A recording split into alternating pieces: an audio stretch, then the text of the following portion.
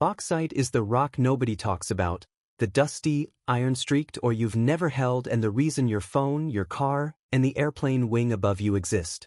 It doesn't look glamorous. It smells faintly of earth and sun, and it sits in the ground waiting to be turned into one of the most useful metals on the planet, aluminium.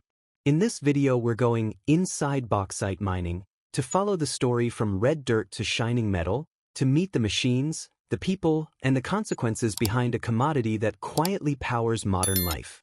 What is bauxite?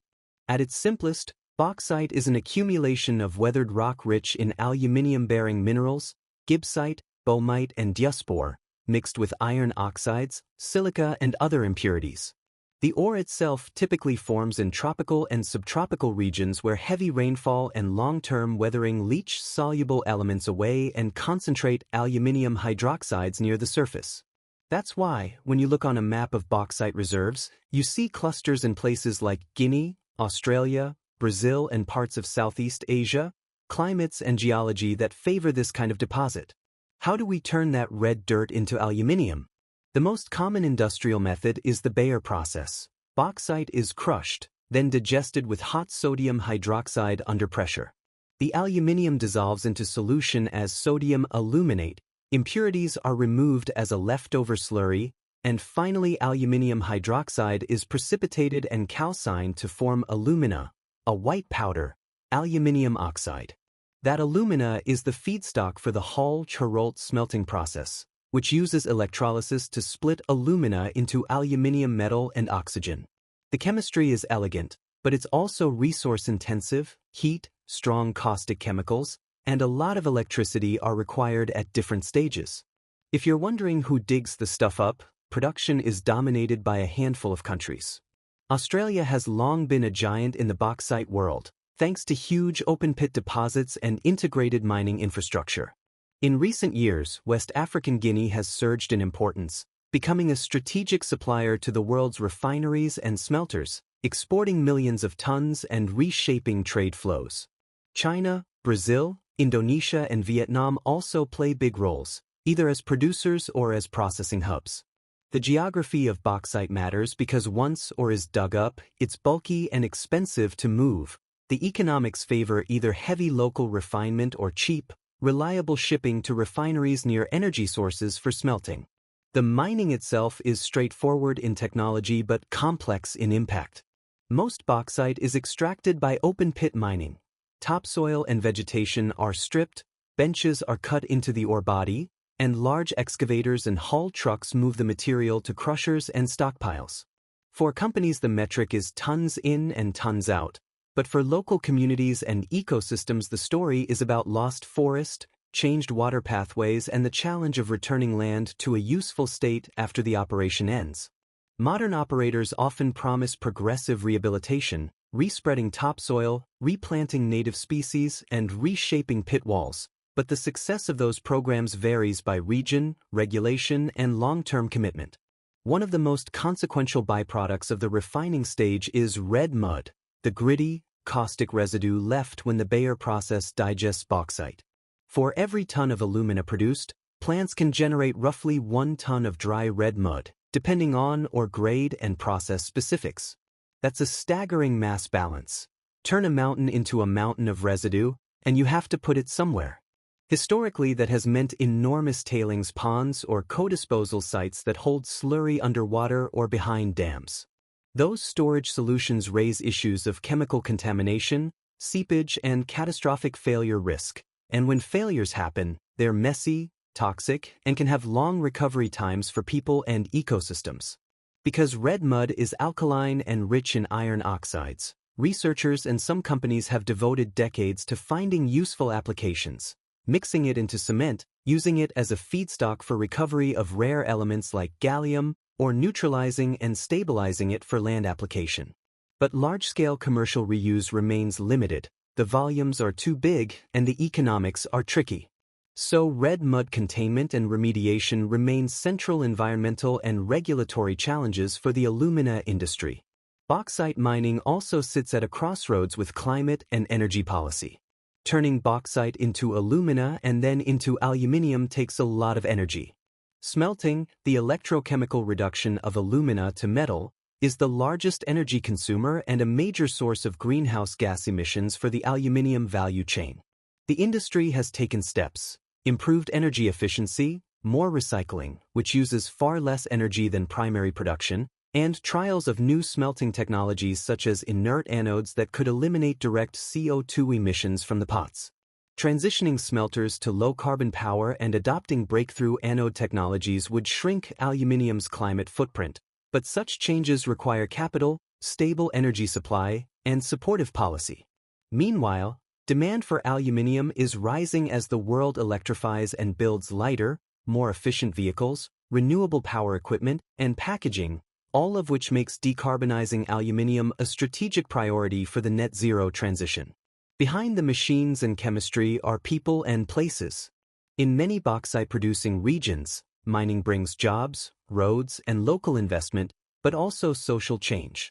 The arrival of large-scale mining can displace farming communities, alter traditional livelihoods, and put pressure on local housing and services.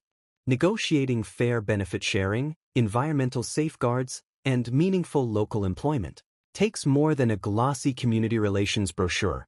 It requires enforceable agreements, transparent royalties or taxes, and sustained oversight.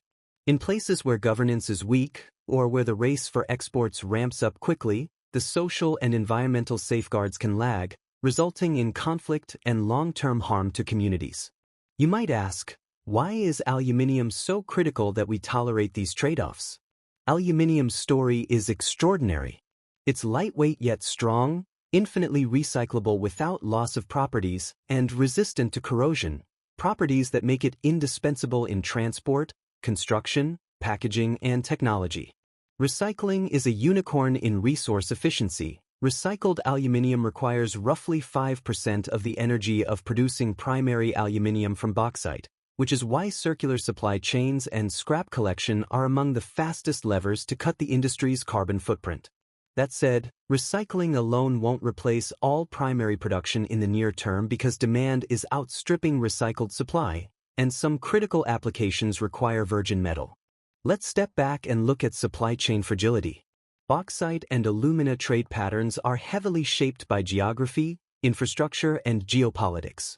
If a major producing country tightens export rules, or if a regional port capacity is saturated, smelters elsewhere can face feedstock shortages and price spikes. That fragility has strategic implications. Governments and companies often navigate a tension between maximizing local value capture, building refineries and smelters domestically, and the economics of shipping or to energy-rich locations for smelting. Recent surges in production from places like Guinea have highlighted how quickly flows can change when investment, shipping capacity, and demand line up. Those shifts matter for manufacturers from carmakers to foil rollers who depend on steady, predictable supplies. What about innovation and a cleaner future? There are reasons to be cautiously optimistic. Technological advances at every stage, from more selective mining to reduce waste, to improved digestion chemistry that lowers caustic use, to red mud valorization projects, and to new smelting anode materials, promise reductions in both environmental harm and carbon intensity. Some companies are investing in closed-loop systems that integrate renewable power, increase recycling, and reduce the reliance on virgin ore. Policymakers are also stepping in. Carbon pricing, import standards for low-carbon aluminium, and industrial policy that supports green smelters can accelerate change. But innovation needs scale and finance, and the clock is ticking if the sector is to align with global climate goals. So what does this mean for communities living on top of bauxite? Best practice is straightforward in theory but hard in execution.